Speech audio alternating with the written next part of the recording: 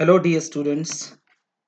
आज हम स्टार्ट करने वाले हैं आपकी क्लास 11th का फंडामेंटल्स ऑफ फिजिकल ज्योग्राफी का चैप्टर नंबर 5 और जिसका नाम है minerals and rocks.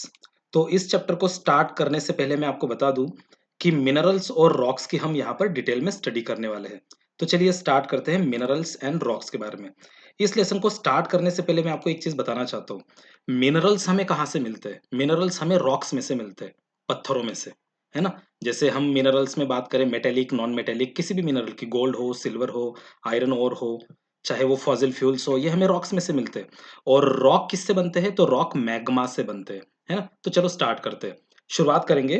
The earth is composed of solid form in outer layer end of the earth and the hot and molten from the interior.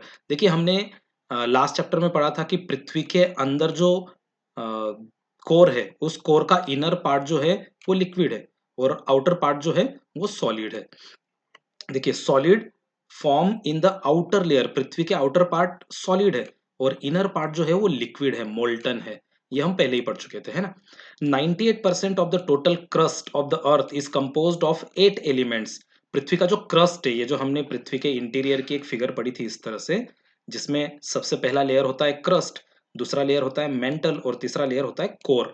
तो ये जो सबसे पहला लेयर है क्रस्ट, इसका 98% जो वॉल्यूम है वो 8 अलग अलग एलिमेंट से बना हुआ है। तो कौन से है वो 8 एलिमेंट? देखिए सबसे पहले oxygen, silicon, aluminium, iron, calcium, sodium, potassium and magnesium. ये 8 मेन एलिमेंट्स हमें क्रस्ट के अंदर मिलेंगे। मतलब रॉक्स हो या मिनरल्स हो, उसके अंदर हमें ये एलिमेंट्स मिलेंगे।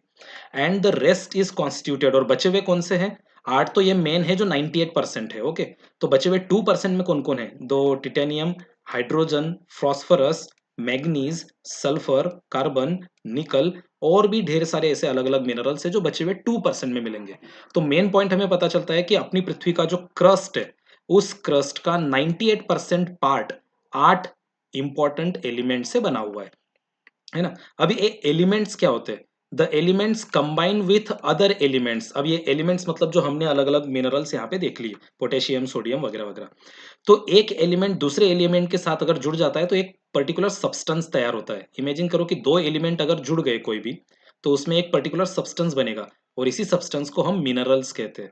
इसलिए तो minerals are the combinations. Mineral जो होते हैं ना वो पर्टिकुलर कॉम्बिनेशन होता है ना। तो अब हम स्टार्ट करते हैं व्हाट इज मिनरल। तो mineral is a naturally occurring organic and inorganic substance. Naturally बनने वाला सब्सटेंस है वो ऑर्गेनिक हो सकता है, कार्बन की मात्रा हो सकती है, या इनऑर्गेनिक हो सकता है। Having an orderly atomic structure, उसके अंदर जो एटम्स होते हैं, छोटे छोटे अणु होते हैं, जो छोटे छोटे पार्टिकल्स होते हैं, उनका एक पर्टिकुलर स्ट्रक्चर होता है, okay. And a definite chemical composition, उसके अंदर पर्टिकुलर केमिकल्स भी होते हैं और फिजिकल प्रॉपर्टीज भी होती है। फिजिकल मतलब दिखने में कैसा है, कलर कैसा है, टेक्सचर कैसा है, वजन क्या है, डेंसिटी क्या है, ये उसके ऊपर से दिखने वाले फीचर फिजिकल, उसे हम मिनरल कहते हैं। देखो क्या तीन चार चीजें ध्यान में रखनी। नेचुरली ऑकरिंग सब्सटेंस, इट में बी ऑर्गेनिक और इनऑर्गेनिक। वो नेचुरली नेचर बनाता है, ऑर्गेनिक इनऑर्गेनिक होता है। उसके अंदर एक पर्टिकुलर एटॉमिक स्ट्रक्चर होगा, उसके अंदर केमिकल कंपोजिशन होगा और फिजिकल प्रॉपर्टीज होगी, दिखने में वो पर्टिकुलर कलर का होगा, उसे हम मिनरल्स कहते हैं। कंपोज्ड ऑफ टू और मोर एलिमेंट्स, ये जो मिनरल्स होते हैं ये दो या दो से ज्यादा एलिमेंट से बनने वाले हैं, है ना।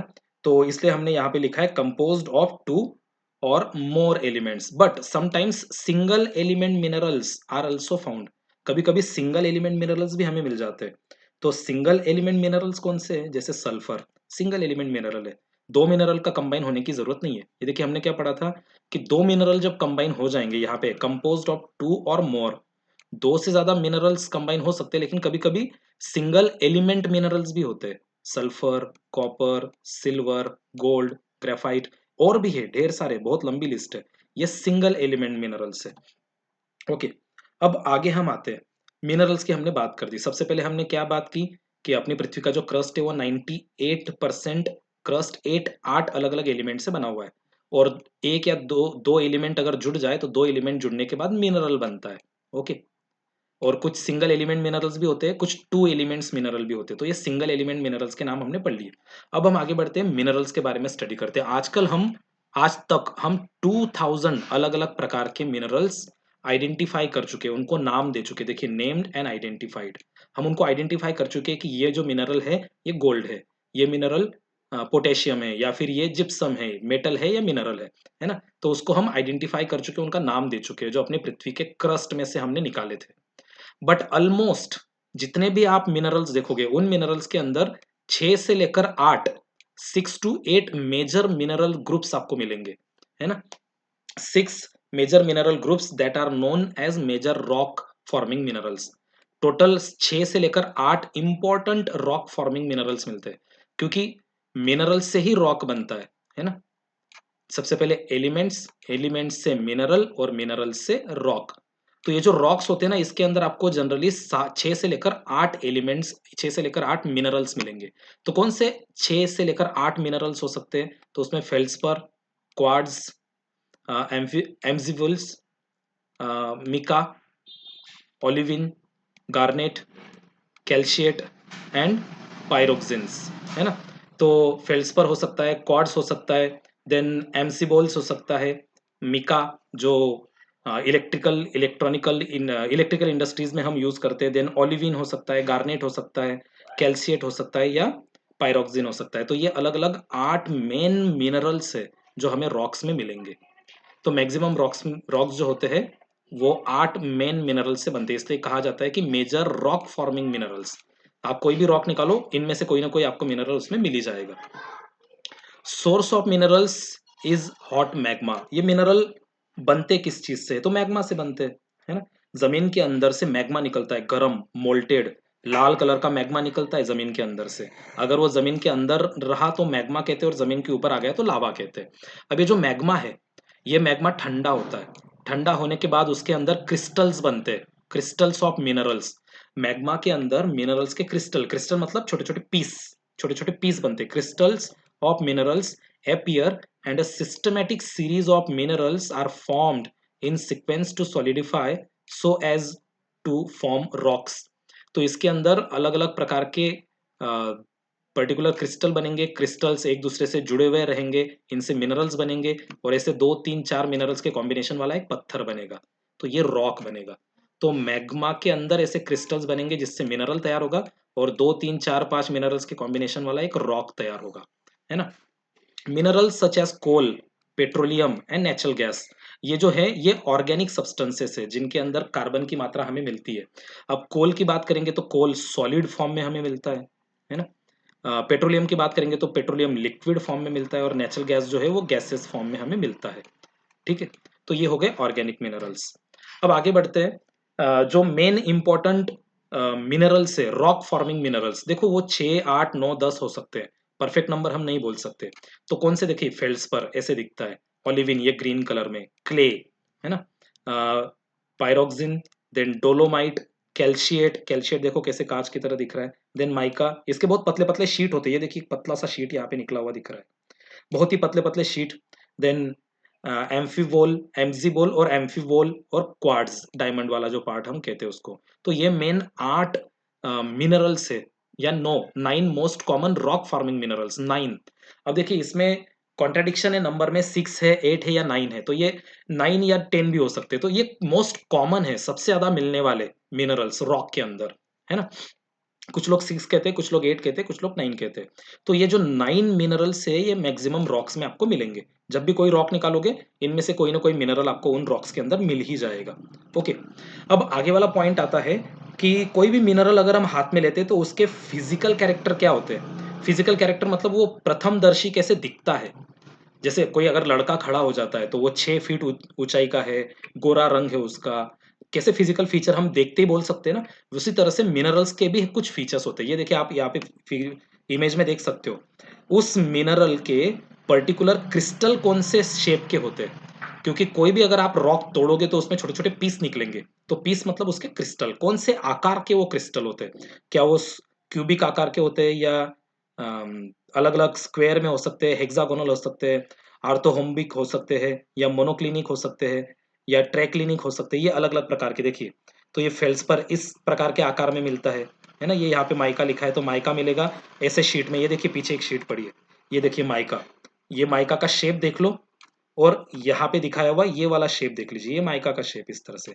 सल्फर जो होता है वो ऐसे शेप में मिलेगा, है ना। क्वार्ट्ज जो होता है वो इस प्रकार के हेक्सागोनल शेप में मिलेगा। देखिए पीछे वाली इमेज में जाते हैं, ये देखिए हेक्सागोनल शेप में क्वार्ट्ज मिलेगा आपको।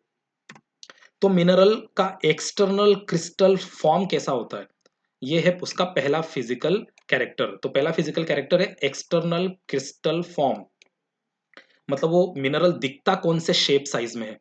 तो ये जो एक्सटर्नल क्रिस्टल फॉर्म है, चाहे वो क्यूबिक हो सकता है, हेक्सागोनल हो सकता है ना, मोनोक्लिनिक हो सकता है, तो ये किस पर डिपेंड होता है, determined by internal arrangement of मोलेकुल।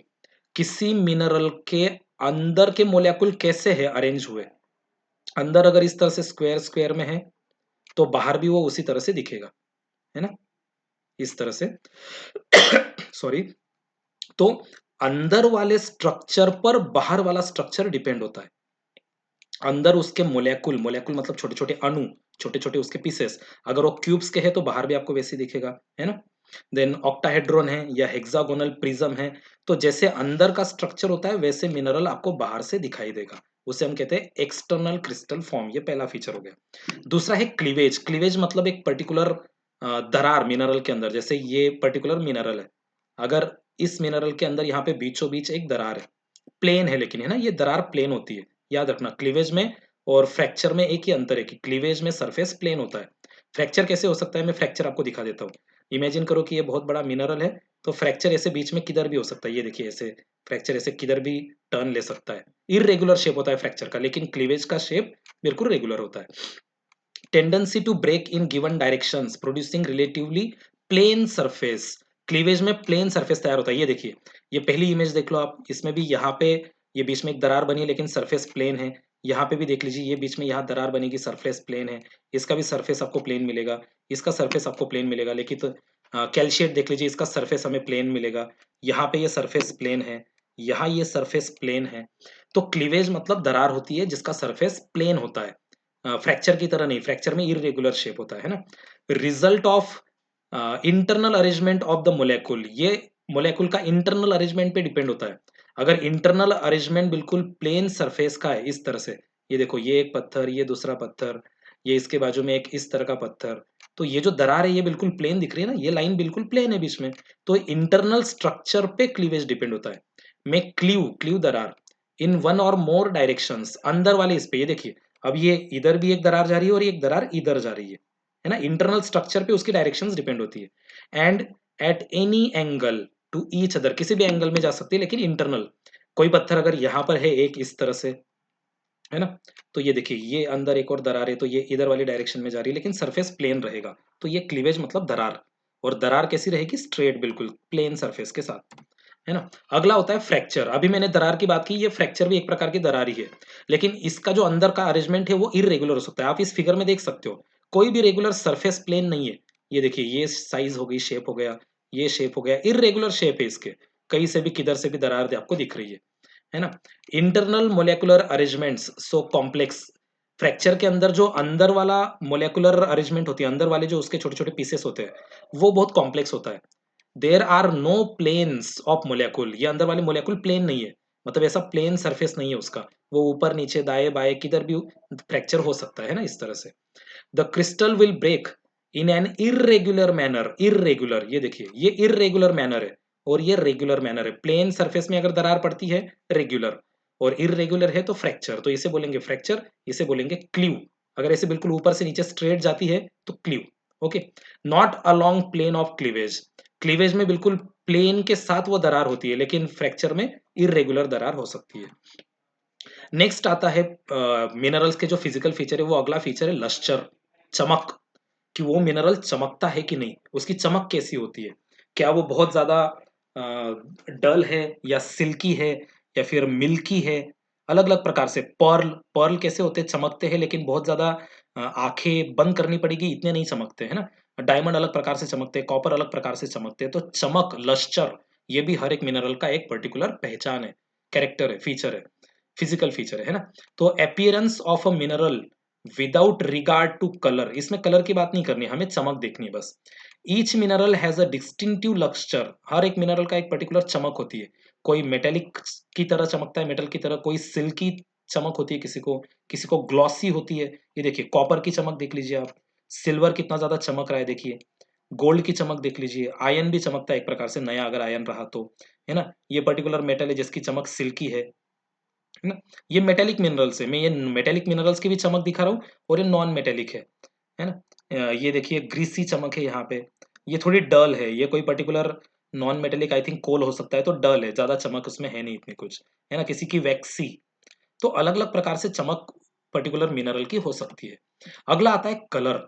Mineral का जो कलर है पर्टिकुलर, वो मिनरल का कलर भी उसके अंतर्गत इंटरनल मोलेकुलर पे डिपेंड होता है। ये देखिए मोलेकुलर स्ट्रक्चर, कलर जो होता है ना, colour determined by molecular structure. ये देखिए कितने सारे अलग-अलग कलर के पत्थर आपको मिल रहे हैं। तो उसके अंदर पर्टिकुलर पत्थर अंदर से अगर ग्रीन है तो आपको बाहर भी वो ग्रीन दिखाई देगा। मोलेकुलर स्ट्रक्चर पे डिपेंड होता है ना? तो एक होता है मेल्साइट जो अ, ग्रीन कलर का होता है, देन एजुराइट जो ब्लू कलर का होता है, या फिर कैलकॉपीराइट, है ना? वो येलो कलर का होता है। तो ये अलग-अलग प्रकार के, ये देखिए ये येलो कलर का पत्थर मिल रहा है, मतलब ये कैलकॉपीराइट हो सकता है, प्रोनाउंसिएशन इसका अलग-अलग हो सकता है, ओके? फिर ये देखिए ये यहाँ पे आपको ब्लू कलर में दिखाई देगा, है ना? तो एज़ुराइट हो सकता है। ग्रीन कलर का अगर कोई हो यहाँ पे पर्टिकुलर, तो वो मेल्साइट हो सकता है। तो अलग-अलग इंटरनल मोलेकुलर पे उसका कलर डिसाइड होता है। Some minerals are coloured by impurities, कुछ मिनरल्स जैसे इम्प्यूरिटीज़ की वजह से उसके 2 या 3 कलर हो सकते हैं। इम्प्यूरिटीज़ के अंदर कुछ और अनवांटेड मिनरल्स मिल जाए तो। For example, because of impurities quartz may be white, green, red और येलो। क्वार्ट्ज नाम का जो मिनरल है, अभी हमने पीछे देखा था फोटो में, ये देखिए यहाँ पे मैं दिखाता हूँ, जस्ट अ सेकंड। ये देखिए क्वार्ट्ज जो डायमंड्स तैयार होते हैं, तो इसके कलर इम्प्यूरिटी की वजह से 3-4 कलर हो सकते हैं। कौन से 3-4?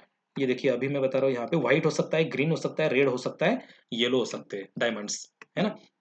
तो वो ग्रीन हो सकते हैं, येलो हो सकते हैं, या फिर इम्प्यूरिटीज की वजह से भी उनके कलर अलग-अलग प्रकार के हो सकते हैं। और ये कलर भी उसके मोलेकुलर स्ट्रक्चर, मेन पॉइंट है हमारे लिए मोलेकुलर स्ट्रक्चर, उसका अंदर वाला स्ट्रक्चर कैसा है, उस पर उसका कलर डिपेंड होता है। अगला एक बहुत ही इंटरेस्टिंग फीचर है स्ट्रिक। स्ट्रिक मतलब लकीर।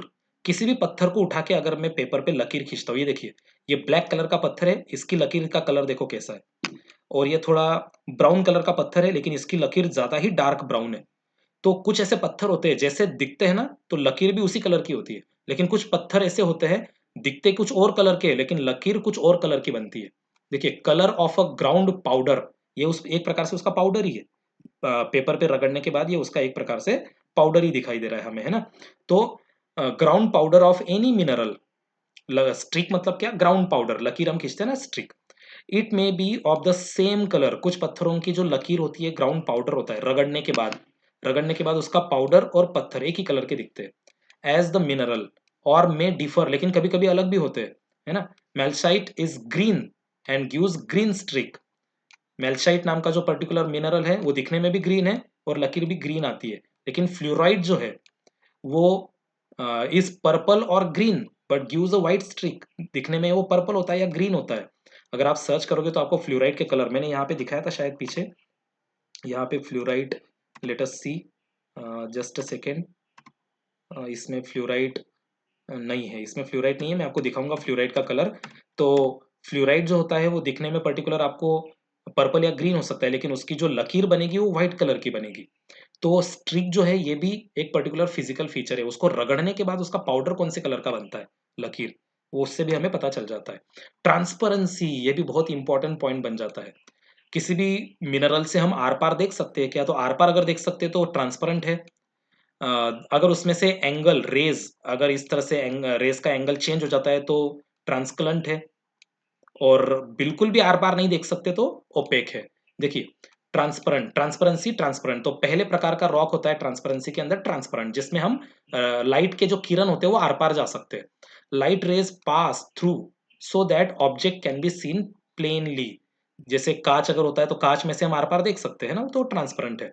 दूसरा होता है translucent, light rays pass through but will get diffuse. ये देखिए मैंने यहाँ पे एक, इमेजिन करो कि ये एक लाइट रे है, ये रे ऐसा जाएगा तो सही, लेकिन यहाँ पे वो डिफ्यूज हो जाएगा, उसका एंगल चेंज हो जाएगा, so that the objects can not be seen. जो एंगल ऑब्जेक्ट है वो क्लियर नहीं दिखाई देगा, है ना? और तीसरा होता है ओपेक। ओपेक में तो सीधे लाइट विल नॉट पास, कोई भी पत्थर ले लो, है ना? माइका ले लो, इसमें से लाइट तो पास होगा ही नहीं, तो लाइट पास नहीं होगा तो उसकी दूसरी तरफ क्या है, हमें दिखाई नहीं देगा। तो फिजिकल फीचर में ये एक फीचर भी आता है, ट्रांसपेरेंसी। नेक्स्ट आता है स्ट्रक्चर। कोई पर्टिकुलर जो पत्थर है उसका स्ट्रक्चर और टेक्सचर, है ना, स्ट्रक्चर और टेक्सचर।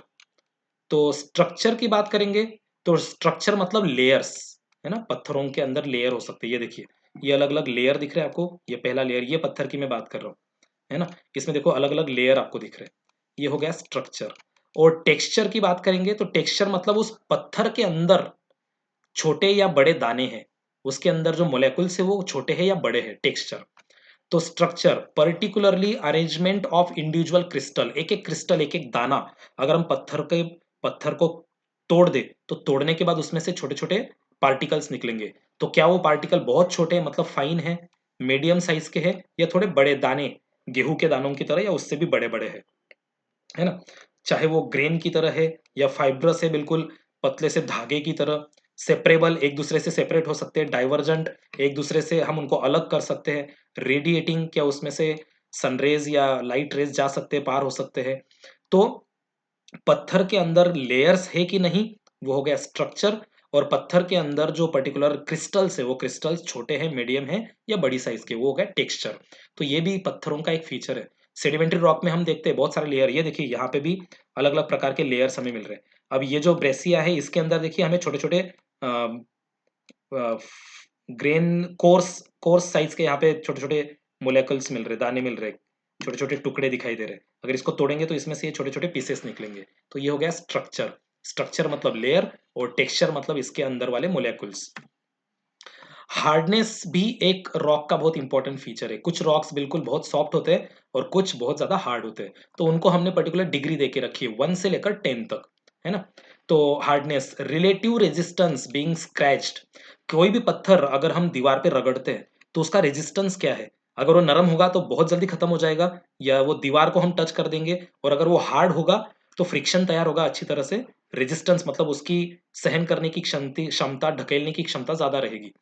तो रेजिस्टेंस मतलब उसकी ताकत। तो हार्डनेस से हमें ये पता चलता है कि वो जो पत्थर है वो कितना हार्ड है, कितनी डिग्री हार्ड है। तो हमने 10 मिनरल्स को सिलेक्ट किया जिनको हमने डिग्री दी है ना। कोई भी 10 मिनरल हम देख लेते हैं कि सबसे सॉफ्ट कौन सा और सबसे हार्ड कौन सा। तो 1 से लेकर 10 डिग्री के बीच में हमने उनको डिवाइड किया है। तो नंबर 1 पे आता है टैल्क। टैल्क जो है, टैल्कम पाउडर उससे बनता है, वो सबसे सॉफ्ट रॉक है, सबसे सॉफ्ट, इसलिए हमने 1 नंबर दिया है। 2 नंबर पे जिप्सम, थोड़ा हार्ड। देन कैल्शियट 3 नंबर पे, थोड़ा हार्ड और हार्ड। फ्लोराइट और ज्यादा हार्ड है। एपेटाइट, फेल्ड्सपर, क्वार्ट्ज, अब यहाँ से थोड़े हार्ड रॉक शुरू हो जाते हैं मिनरल्स। क्वार्ट्ज, टोपाज, कोरंडम, और सबसे लास्ट में डायमंड। डायमंड सबसे ज्यादा हार्डेस्ट है। अगर हम अपने बॉडी के पार्ट्स को कंपेयर करें, जैसे अपने फिंगर के नेल्स होते हैं, इसको क्या डिग्री देनी चाहिए, तो इसको हम देंगे 2.5 डिग्री, है ना। और ग्लास या नाइफ, कांच या नाइफ जो होता है, चाकू, उसको क्या डिग्री हम देंगे, 5.5। तो जिसकी 1 डिग्री है, जिस मिनरल को हम 1 डिग्री देंगे वो सबसे सॉफ्ट है, और जिसको 10 डिग्री में हम मेजर करेंगे वो सबसे ज्यादा हार्ड है। यहाँ पे आप फिगर में देख सकते हो, ये सबसे ज्यादा 10 डिग्री वाला डायमंड है सबसे लास्ट में, जो 10 नंबर की डिग्री पे हमने रखा है ना, हार्डनेस। हमने ये उसके एग्जाम्पल के तौर पे दिया हुआ है, ठीक है। अब अगला नंबर आता है स्पेसिफिक ग्रेविटी। एक कोई भी पर्टिकुलर जो मिनरल है उसकी स्पेसिफिक ग्रेविटी क्या है। तो स्पेसिफिक ग्रेविटी कैसे मेजर करेंगे, तो स्पेसिफिक ग्रेविटी हम किसी भी एक स्टैंडर्ड ग्रेविटी के साथ कंपेयर करते हैं। मतलब जैसे लकड़ी है, तो लकड़ी की स्पेसिफिक ग्रेविटी क्या है, तो कंपेयर करेंगे पानी के साथ। तो पानी को हमने स्टैंडर्ड मान लिया है ना। ये बर्फ है, बर्फ की स्पेसिफिक ग्रेविटी क्या है, पानी के साथ कंपेयर कर लेते हैं। या लोहा है, लोहे की स्पेसिफिक ग्रेविटी पानी के साथ। मतलब लकड़ी जो है, लकड़ी का हवा में क्या वजन होगा और पानी में क्या वजन होगा। बर्फ का हवा में क्या वजन हो सकता है और पानी में क्या हो सकता है। लोहे का हवा में क्या हो सकता है और पानी में। तो हम पानी के साथ कंपेयर करते हैं इनका। कैसे कंपेयर करेंगे, तो पानी की स्पेसिफिक ग्रेविटी क्या है, 1000 किलोग्राम पर क्यूबिक मीटर, है ना। 1000 किलोग्राम पर क्यूबिक मीटर, मतलब एक क्यूबिक मीटर के बॉक्स में 1000 किलोग्राम पानी बैठ सकता है ना। तो पानी को हम स्टैंडर्ड मान लेते हैं, तो पानी के साथ हम उसको कंपेयर करेंगे तो उसकी हमें डेंसिटी, स्पेसिफिक डेंसिटी हमें पर्टिकुलर उसकी पता चल जाएगी। तो पानी के साथ हम बर्फ को कंपेयर कर लेते हैं, तो हम ऐसा मान लेते हैं कि पानी की जो डेंसिटी है 1 क्यूबिक मीटर की वो 1000 किलोग्राम है। तो पानी को हम डिवाइड करेंगे, पानी की पर क्यूबिक मीटर की डेंसिटी को हम डिवाइड करेंगे बर्फ की पर क्यूबिक मीटर डेंसिटी के साथ। तो बर्फ की पर क्यूबिक मीटर डेंसिटी हम मान लेते हैं 900, है ना। पानी की तो 1000 स्टैंडर्ड है, किसी न किसी के साथ तो कंपेयर करना ही है ना। तो पानी की जो डेंसिटी है वो है 1000 किलोग्राम पर क्यूबिक मीटर, ये तो फिक्स है। इसको हमने स्टैंडर्ड मान लिया कंपेयर करने के लिए। स्पेसिफिक ग्रेविटी जो है वो हम पानी के साथ कंपेयर करेंगे। तो और बर्फ की जो स्पेसिफिक ग्रेविटी है वो 900 है। तो अगर हम इसको डिवाइड करें तो क्या आंसर आएगा? 0.9। 0.9 is the specific gravity of ice. तो अगर उसकी ग्रेविटी पानी से कम है मतलब वो पानी पे तैरेगा। ये देखिए लकड़ी जो है इसकी स्पेसिफिक ग्रेविटी पानी से कम है, लकड़ी तो और भी हल्की होती है, स्पेसिफिक ग्रेविटी पानी से कम है तो ये तैर रही है। तो स्पेसिफिक ग्रेविटी अगर 1 से कम है, 1 को हम स्पेसिफिक मान लेते हैं क्योंकि पानी में पानी डालेंगे तो पानी मिक्स हो जाएगा, मतलब पानी और पानी की स्पेसिफिक ग्रेविटी 1 1, तो वो सही है। ये देखिए पानी के साथ पानी 1 स्पेसिफिक ग्रेविटी, लेकिन पानी में अगर कम ग्रेविटी वाली वस्तु डालेंगे तो वो तैरेगी, और पानी से ज्यादा ग्रेविटी स्पेसिफिक ग्रेविटी वाली वस्तु डालेंगे तो वो लोहा जो है वो नीचे डूब जाएगा। अगर हम लोहे के साथ कंपेयर करें तो पानी की स्पेसिफिक ग्रेविटी 1000 किलोग्राम पर क्यूबिक मीटर। तो लोहे की ग्रेविटी क्या हो सकती है? शायद लोहे की ग्रेविटी 10,000 हो सकती है ना, क्योंकि 1 क्यूबिक मीटर में 10,000 किलो लोहा बैठ सकता है। ठीक है, तो इसको अगर हम डिवाइड करेंगे तो ये तीनों गए, ये तीनों गए, है ना। यहाँ पे हम लिख देते हैं पर क्यूबिक मीटर, है ना, और नीचे भी पर क्यूबिक मीटर, क्यूबिक मीटर। ठीक है, तो ये पर क्यूबिक मीटर गया, ये पर क्यूबिक मीटर चला गया, ये तीनों जीरो गए, तीनों जीरो गए। 10 है इसकी स्पेसिफिक ग्रेविटी, मतलब पानी की ग्रेविटी से भी इसकी ग्रेविटी ज्यादा है, इसलिए पानी के अंदर ये लोहे का टुकड़ा डूब गया। तो सिंपल चीज है, अगर स्पेसिफिक ग्रेविटी 1 से कम है तो वो चीज पानी में तैरेगी, 1 से ज्यादा है तो वो पानी में डूब जाएगी, है ना। तो स्पेसिफिक ग्रेविटी मेजर करने के लिए हमने पानी को स्टैंडर्ड मान लिया।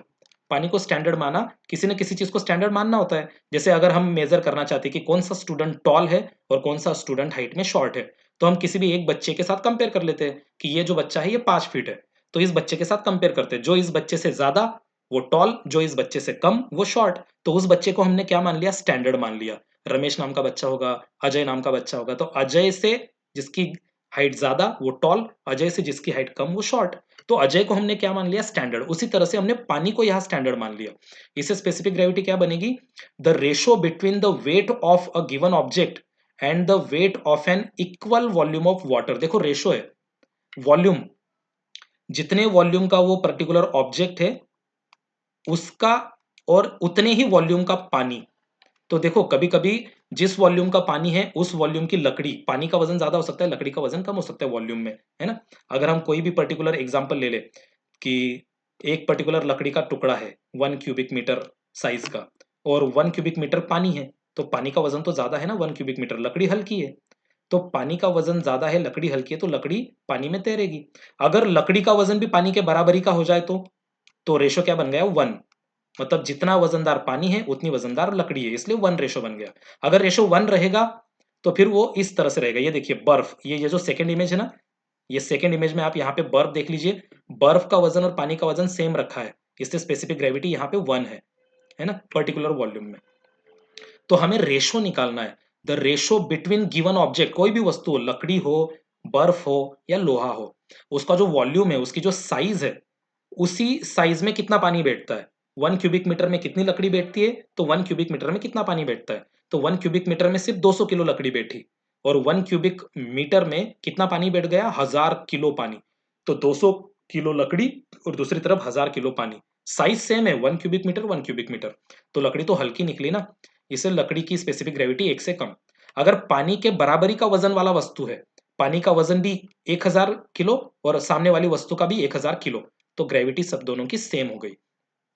तो स्पेसिफिक ग्रेविटी ये भी मिनरल की हम मेजर कर सकते हैं। जनरली लोहा जो है, लोहे की स्पेसिफिक ग्रेविटी पानी से ज्यादा ही है, इसलिए वो पानी में डूब जाता है ना। नेक्स्ट पॉइंट जो है वो रहेगा हमारा टाइप्स ऑफ मिनरल्स। अब मिनरल्स के जो मेन टाइप है ये हमने 6 7 8 में भी पढ़े, metallic minerals and non metallic minerals. Metallic mineral किसे कहते हैं? जिन मिनरल्स के अंदर मेटल होता है रॉ फॉर्म में, रॉ फॉर्म में। Metallic minerals are those minerals which contain metals in its raw form. देखिए, दीज मिनरल्स कंटेन मेटल, इसके अंदर मेटल होता है, लोहा होगा, सिल्वर होगा, आयन होगा, आयन लोहा एक ही बात है, गोल्ड हो सकता है, बॉक्साइट हो सकता है, मैग्नीज हो सकता है ना। तो this minerals contain metal content and can be subdivided into three types. Metallic mineral वो होता है जिसमें मेटल होता है, ठीक है। और मेटल के फीचर तो हमें पता ही है, जो इलेक्ट्रिसिटी को एक जगह से दूसरी जगह ट्रांसफर कर सकता है, हीट ट्रांसफर कर सकता है, लश्चर होता है उसका, पर्टिकुलर हार्डनेस होता है। तो मेटेलिक मिनरल के तीन प्रकार, पहला होता है प्रीशियस मतलब महंगे, गोल्ड सिल्वर और प्लेटिनम सबको पता है बहुत महंगे। दूसरे होते हैं फेरस जिसके अंदर आयन होता है। तो कौन से मेटल्स में आयन होता है? That is iron and steel, जिसके अंदर आयन होता है ना। Iron and other metals often mixed with iron to form various kinds of steel, ठीक है। तो फेरस मेटल्स वो होते हैं जिनके अंदर स्पेशली आयन होता है, ठीक है। और अगला होता है नॉन फेरस जिसमें आयन नहीं होता है, मेटल है लेकिन उसमें आयरन नहीं है, ठीक है। तो कॉपर है, कॉपर मेटल है लेकिन उसमें आयन नहीं है। लीड मेटल है, जिंक मेटल है, टीन एल्यूमिनियम ये मेटल लेकिन इसमें आयन नहीं रहेगा, ठीक है।